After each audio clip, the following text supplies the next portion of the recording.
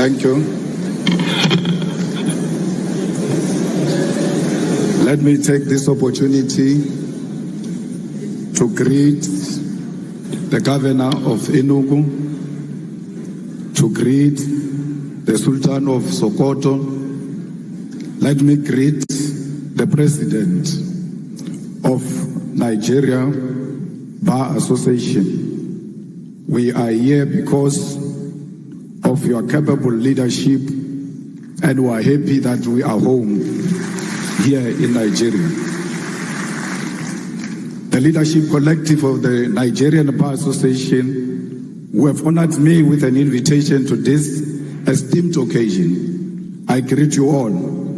I further greet all members of the Nigerian Bar Association who are present here today, representing the legal fraternity of this great country, which remains a friend and ally of South Africa and her people. I'm humbled that you saw it fit to invite me to give an address to annual general conference, and by extension that you saw it necessary to invite the EFF to give this keynote address. I imagine it was not an easy for a group of members of the law profession to reach consensus on who will address them, because your profession by nature is one of robust debate and contestation. So I understand here today.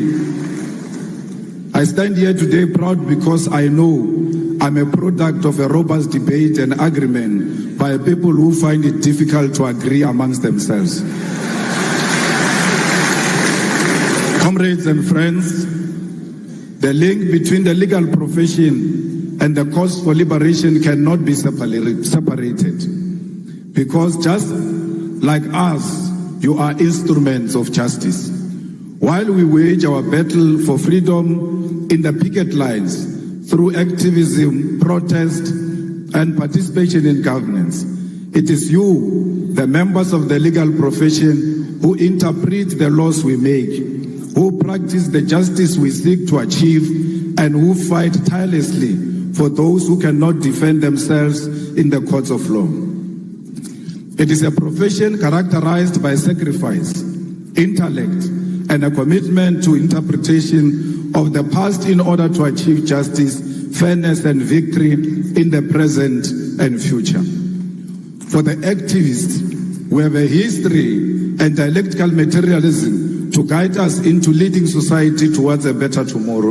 And for the legal profession, you have indigenous law, common law, case law, the Constitution and statutes, an objective reality to achieve not only personal victory, but to establish collectively laws that will govern others for decades to come. Our duty, however, and primary responsibility is not to maintain laws simply because they exist as they are today. Our duty is not to be instruments of injustice and neocolonialism. It is to be agents of change, and this demands of us to be brave enough to identify unjust laws, speak out, and form part of those that work tirelessly for our judiciary to be of service to our people. I say this not to encourage anarchy or lawlessness, but to draw us back to the difficult truth and reality that at times the laws has been used as a weapon of oppression. It has taken lawyers and activists to walk side by side, hand in hand, to stand up against laws that perpetuate the undermining of the dignity of the people. And we must all be alive to this history and this possibility today. This becomes even more important for us as Africans because for centuries, our very existence has been unlawful in the eyes of the oppressor. Our indigenous laws have been treated as inferior to Roman Dutch law or English law. To be an African has meant that for generations we are not worthy of the laws and the rights that make us human beings. And for that reason, it was legal to abuse us, to enslave us, to steal our mineral wealth and oil, and to destroy and kill our heritage, history, and even our lives. The legal profession you belong to, the political system we belong to, the judiciary and parliaments were created without us in mind. They were crafted at our exclusion and built to sustain our suffering. We now sit in the corridors which were built to break the back and the soul of African people. The demand then from those who died at the hands of this institution that we now serve is that we transform them so that they become instruments of the people. The demand then from those who died at the hands of this institution to maintain the status quo, but we are here to make our profession serve the African child. I wish to remind you that it was once legal to come to the shores of our great continent and kidnap Africans and enslave us in foreign lands. It was once legal to rape African women and children because they did not have the right to dignity of their European oppressors. It was once legal to take our land and our minerals because, according to the law of the white man, we were not civilized enough to control our own land and our own wealth. In South Africa, our freedom, our oppression, our resistance all had law at the center of it. Under apartheid, it was legal to restrict the movement of Africans to labor reserves called townships and to teach us inferior education so that we could only be servants of white masters. All of those problems were legal, and it took brave men and women to say that if the oppression of Africans is lawful, then such a law is unjust and must be opposed. Today, as our continent is troubled by corruption, leaders who utilize state machinery to sustain their rule at the expense of the poor and the African lives in abject poverty, a question we all ought to ask ourselves is whether the time for the legal profession and the activists to once again stand up for what is right. We must all ask ourselves whether the time has not once again arrived for liberation to be achieved against the sale of our nation to recolonization, and whether this fight must not begin by reimagining our laws for the better. We must therefore reach into this deep history of resistance and solidarity which is shared by our two nations in order to achieve the goal of restoring the humanity of Africa and her people. My brothers and sisters, the humanity of Africa is at the center of what the EFF stands for. We are an organization that was formed in 2013 purely out of the demands of the people of South Africa who wanted an alternative to the former liberation movement to achieve economic freedom in our lifetime. We are an organization which is born out of the blood of slain mine workers in an area known as Marikana, where 34 miners were shot down execution style, and the 13th anniversary of their execution was this month on the 16th of August 2025. Yet the families have not seen any justice. No one has answered for this grave injustice. It is out of this deep pain and disregard for African life that the domestic workers, miners, gardeners, petrol attendants, street dwellers, university students, professionals, and ordinary people of South Africa demanded that we form the economic freedom fighters. We were formed to complete the liberation struggle, which was faced by compromise, betrayal, and corruption of the mission for the return of the land and wealth of South Africa to the hands of the people.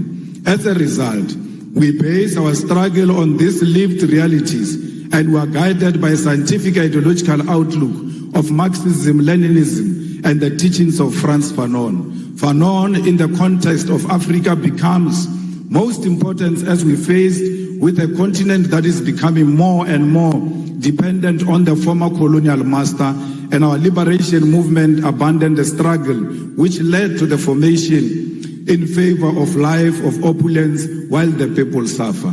We are Marxist because we believe in the inherent need of an alternative economic system to capitalism and we use the science of dialectics to wage our struggle for liberation. We are Leninist because we believe in the need for a vanguard party of the people to lead the struggle, one which believes in internal democracy and the waging of struggle in parliament, the judiciary, and at the grassroots level. We are anti-capitalist, anti-imperialist, anti-racist, anti-sexist organization which believes in democracy and socialism as a means of uplifting ordinary masses of our people. At the foundation of the EFF are what we refer to as the 7 non-negotiable cardinal pillars, which are expropriation of South Africa's land without compensation for equal redistribution in use, nationalization of mines, banks, and other strategic sectors of the economy without compensation, building state and government capacity, which will lead to abolishment of tenders, free decolonized education, healthcare, houses, and sanitation, massive protected industrial development to create millions of sustainable jobs, including introduction of minimum wages in order to close the wage gap between the rich and the poor, massive development of African economy, and advocating for a move from reconciliation to justice in the entire continent. Open, accountable, corrupt-free government and society without fear of victimization by state agencies. These are briefly the guiding principles which make us, as the EFF, a revolutionary movement. Compatriots, the need to do away with injustice of the past demand that we create laws for the future, because independence does not automatically mean that infrastructure of our legal system itself becomes independent. Our duty as lawmakers, as practitioners post-independence, demands of us to scrutinize existing laws and where necessary make amendments or even introduce new laws to liberate our people from the parasitic oppression that they are exposed to. The EFF, which has been in Parliament of South Africa since 2014, is engaged in this practice, and we have been able to implement our vision, mission, and identity into our approach to governance and lawmaking. A few examples of how we have interpreted what needs to change at the level of governance and legislation in South Africa to enhance the cause for liberation is the introduction of the bills that we have put before Parliament. The nationalization of the Reserve Bank Bill, which seeks to place full control of South Africa's Reserve Bank, particularly monetary policy, in the hands of the state. Further to this bill introduced by the EFF in Parliament seeks to broaden the mandate of the Reserve Bank in South Africa, which currently has private shareholding, towards alleviating unemployment and curbing economic stagnation, which is due to the Reserve Bank conservative and financial sector-orientated policy outlook. The Public Finance Management Amendment Bill will in South Africa deal with a problem facing the whole continent, and that is the unregulated borrowing of the money by our government from the World Bank and the International Monetary Fund. This bill, which we have introduced as the EFF, will require that National Treasury in South Africa first seek approval from Parliament to source foreign loans and establish transparency regarding such loans and their conditionalities. The debt trap of Africa to our foreign colonizers must be stopped, and that begins by regulating these loans that our leaders commit future generations to, because they will not be there when the colonizers come to collect. The Student Debt Cancellation Bill is a piece of legislation introduced by the EFF to ease the debt burden of young students who cannot access their qualification, seek employment using their qualification, or pursue postgraduate studies because their qualifications are withheld due to debt. Student debt is an obstacle to the youth who have no source of income because they cannot access their degrees, and equally cannot generate a source of income because they cannot prove that they are qualified due to their qualification being withheld. The need to unlock this qualification possesses a major opportunity to grow our expertise in our country and promote education to be at the center of our developmental objective. Insourcing Bill seeks to do away with the exploitation of labor brokers and consultancy firms which are draining the public finance of government in South Africa. In our country, the most basic of service which ought to be conducted through internal capacity are done on contractual basis and at inflated prices. The policy of outsourcing is at the center of corruption as politicians establish companies to provide services such as cleaning, security services, accounting services, maintenance services, and many more to government at a ridiculous rate. How can you issue a tender to buy toilet paper? How come Director General doesn't know where the toilet papers are being sold and go and buy the toilet papers himself instead of issuing out a tender that is unnecessary? There are certain things that can be done by the government without involving the outside players. We don't want alcohol advertised in South Africa because they advertise alcohol through the means that is not a true reflection of alcohol. Why are you not advertising alcohol with drunkards and show people what alcohol will do to them? It cannot be that alcohol is advertised only with beautiful people at the beach. It must be a true reflection of what this will do to you. We have done the same before by banning the advertisement of cigarette in South Africa, and what is to follow is alcohol. The EFF is also engaged in many other programs that seeks to empower our own communities and make sure that there is local procurement. Why should a prison in Enugu should go and buy vegetables in Lagos? They must buy where they are to promote local economy and to promote their own economic growth. We cannot allow a situation where people who do not come from where we come from are actually not benefiting from what their government can provide. Compatriots, I must reiterate once again that it is done before you today in Nigeria, in Enugu State, a country that holds a special place in the hearts of all South Africans who understand history, who value solidarity, who appreciate the sacrifice made by others in the cause of our freedom. Nigeria is not just another African country to us. It is a comrade nation, one that stood firmly by our side during our darkest hour. When South Africa was shackled by apartheid, when our people were murdered, imprisoned, and denied basic humanity, Nigeria rose as a giant for justice, placing South Africa squarely at the center of its foreign policy. Former President Murtala Mohammed famously declared that Africa had come of age, that the continent will no longer tolerate interference from outside powers, and this still rings true today. Nigeria set up the Southern African Relief Fund, mobilizing its citizens to contribute to the liberation struggle. Even as it faced its own challenges at home, these initiatives raised millions of dollars to support the liberation of South Africa. People paid directly from their salaries to contribute to the liberation of the people of South Africa. Nigerian students sacrificed a portion of their income through the Mandela Tax, which supported an educational training program for black South Africans, and successive Nigerian governments never stopped in their material and moral support for South Africa's liberation.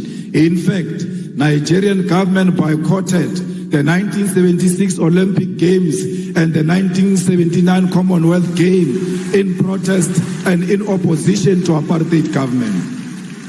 We cannot forget all those who stood by us during difficult times. Nor can we forget that when Nelson Mandela was released from prison in 1990, one of his earliest international visits was to Lagos and Abuja to personally thank the Nigerian people. This gesture are foundation of a bond sealed in blood and sacrifice. However, this history must not remain in the past. This bond between South Africa and Nigeria must be carried forward into the present, not just in political sentiment, but in concrete economic collaboration. Both our nations stand as giants of the continent. South Africa, with its industrial base, mining capacity, and advanced financial system. Nigeria, with its vast population, vibrant entrepreneurial spirit, oil and gas resources, and cultural dynamism that has captured the imagination of the world. Together, we hold the keys to Africa's industrialization and economic independence. Consider what lies beneath our soils. Nigeria is blessed with abundant oil, natural gas, and growing agricultural sector. South Africa holds some of the richest deposits of platinum, gold, manganese, and coal in the world.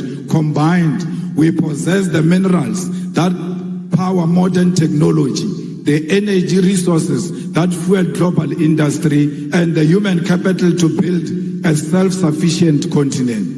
Yet, both our nation remains trapped in neo-colonial arrangements where our raw materials are extracted cheaply and exported to Europe, America, and Asia, only to be sold back to us at crazy prices as finished goods. This is a cycle of dependency we must break. The path forward is clear. Nigeria and South Africa must industrialize together, build factories together, and process our resources on African soil. Imagine a joint program where South African mining expertise is combined with Nigerian oil wealth to create African-owned energy and resources conglomerate, one that refines, processes, and manufactures for Africa and the world.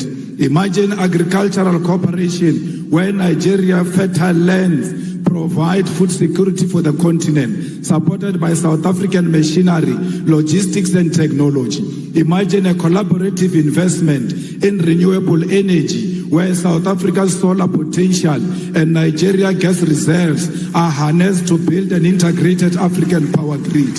Already, we have glimpses of what is possible. South African companies such as MTN, Spar, ShopRite, and MultiChoice have made significant inroads in Nigeria, creating jobs and bringing services. Nigerian businesses, investors, and cultural industries have equally expanded to South Africa. Nigerian music, filmmakers, writers influence South African culture, just as South African universities and industries provide platforms for Nigerian talent. But this cooperation has been uneven and at times marked by suspicion and the painful experience of xenophobia. Let me be unequivocal here. Xenophobia is a betrayal of African unity. It is a sickness born of poverty, inequality, and government failure. But its victims are our African brothers and sisters. Nigerians, Zimbabweans, Congolese, and Somalis are not the cause of the South Africa's unemployment crisis. The cause lies in the untransformed economy of South Africa, which remains in the hands of white minority and multinational corporations who continue to exploit labor while refusing to industrialize. Attacking fellow Africans diverts anger from the real enemy, and we must educate our people that unity, not division, is the solution to the African crisis. If we want to end one way,